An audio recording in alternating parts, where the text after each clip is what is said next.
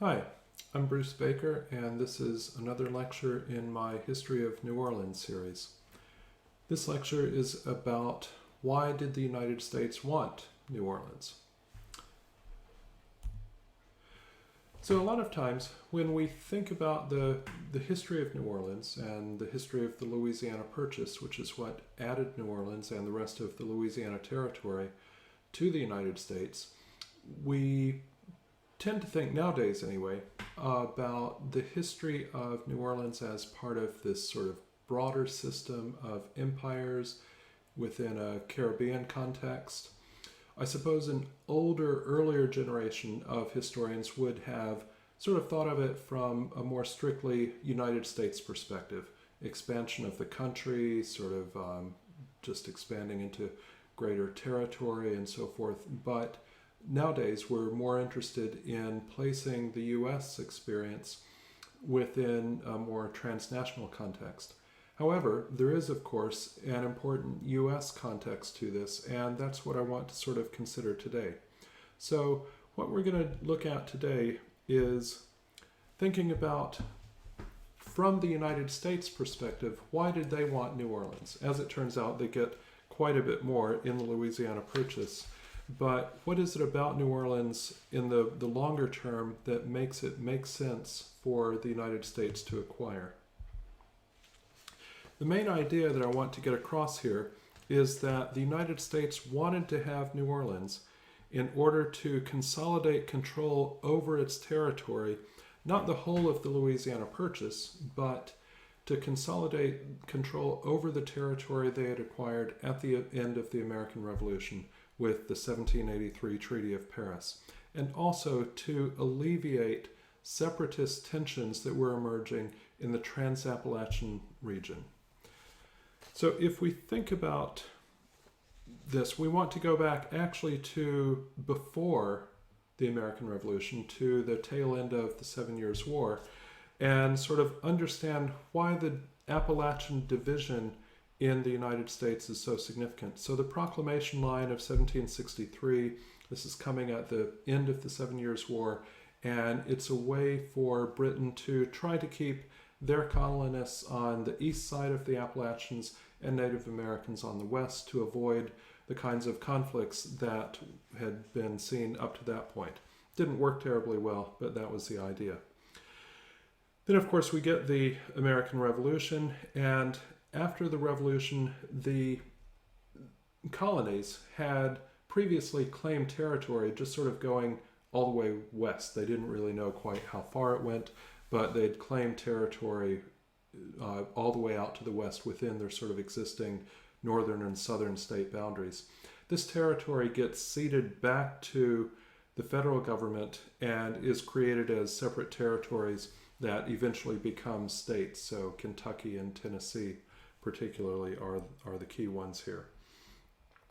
There is also a long history of conflict between the coast and what's called the Backcountry. And this goes all the way back to about 20 years before the American Revolution, and then also, 15 or 20 years after. So if we go back to the 1750s and 1760s, we see conflicts in South Carolina and North Carolina between the colonial governments, which are based on the coast, and settlers who are settling more towards the interior. And the names of the groups in both of these colonies, they're separate groups, but they're called the regulators because they're trying to establish law and order in fairly brutal vigilante sort of ways, but trying to establish law and order in the backcountry because they're not getting sort of service from the colonial administration in the coast. And so this is sort of the beginnings of this coast versus backcountry conflict, which later on we're going to see sort of manifest as a east of the Appalachians and Trans-Appalachian conflict. There's also, of course, after the Revolution, Shays' Rebellion, which is a tax rebellion in western Massachusetts in 1786, and the Whiskey Rebellion in Pennsylvania that runs sort of from 1791 to about 1794. So we can sort of see all of this as a sort of territorial pattern of conflict between the more sort of established parts of the colonies, later states on the eastern seaboard, and this sort of area to the west that is farther from the main places of settlement, farther from the seats of government. It's not really getting what it needs from government as well. And this becomes very much the case in the Trans-Appalachian territories and later states.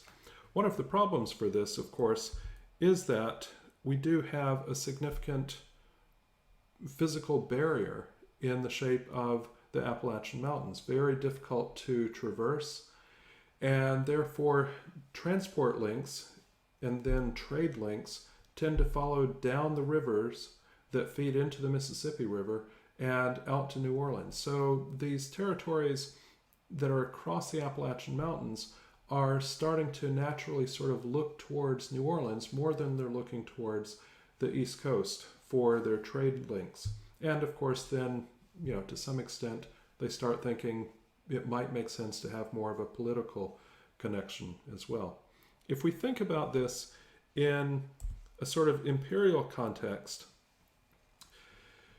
we also want to bear in mind that British traders, so well after the Revolution, British traders are continuing to dominate the trade with Native Americans in the Southeast. And this establishes a certain amount of concern that, again, they're forging relationships, possibly alliances. Will they persuade people in those areas to sort of look away from the United States and look to perhaps ally themselves with Spain, which does have control of the area on the other side of the Mississippi River? So there's these sort of ongoing concerns and tensions. This is really sort of exacerbated to a great extent by a guy named James Wilkinson, General James Wilkinson. He settles in Kentucky in 1784, and in 1787 travels to New Orleans to represent, not representing the United States, but representing Kentucky to the Spanish authorities at New Orleans, trying to get Kentucky a monopoly on access to the Mississippi River. So Wilkinson, it turns out later on, is in the employ of Spain. And this is a good sort of example of an individual across the Appalachian Mountains with not really any meaningful trade links back to the East Coast, and trade and connections are being formed down the rivers to New Orleans, and thinking, well, actually perhaps Kentucky's interests might be better served if it broke away from the United States and joined with Spain. So that's the kind of undercurrent that's creating tension all along this period. In 1795, we get the Treaty of San Lorenzo, also known as Pinckney's Treaty, and that it does a few things. It establishes the boundary between the southern edge of the United States and the Spanish territories in Florida. So if we think about the state of Florida, the northern border of Florida is laid out in this treaty. It also establishes the western boundary of the United States with the Spanish territory of Louisiana, and defines that as being the middle of the Mississippi River and allows both countries to navigate the river. So this is really the moment when the United States doesn't gain control of New Orleans, but it does gain access to the Mississippi River, and that's very important. Of course, Thomas Jefferson, who becomes president in 1800, is very important, obviously, as president when the Louisiana Purchase happens, but we need to go all the way back to sort of understand his view of the development of the nation, and remember that Jefferson wants the United States to remain an agrarian republic. He's not that keen on big cities. He's not that keen on manufacturing, and Jefferson thinks that it's going to be best if there's enough land for white settlers to expand into, and to sort of constantly have new land as it's needed, and be able to continue to focus mostly on farming and less on building up cities and manufacturing.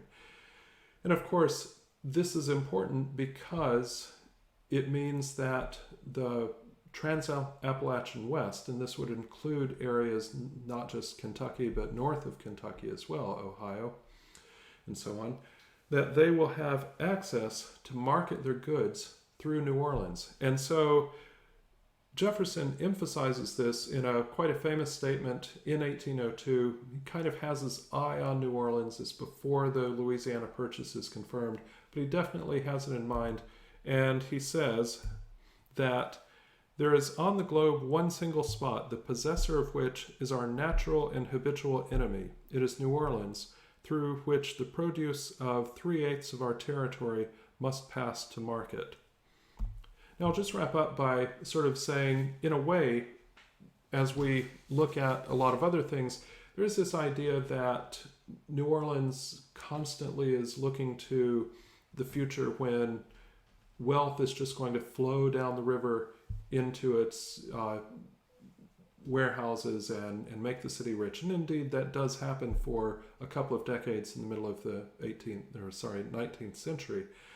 But in some ways, setting aside that, we can see that New Orleans, and at least having access to export the produce of the Mississippi River Valley, is very important to the United States, not just for sort of boosting the economy of the Western territories and later states, but actually for maintaining them as part of the United States and not losing them to Spain or perhaps losing them back to British influence and things like that.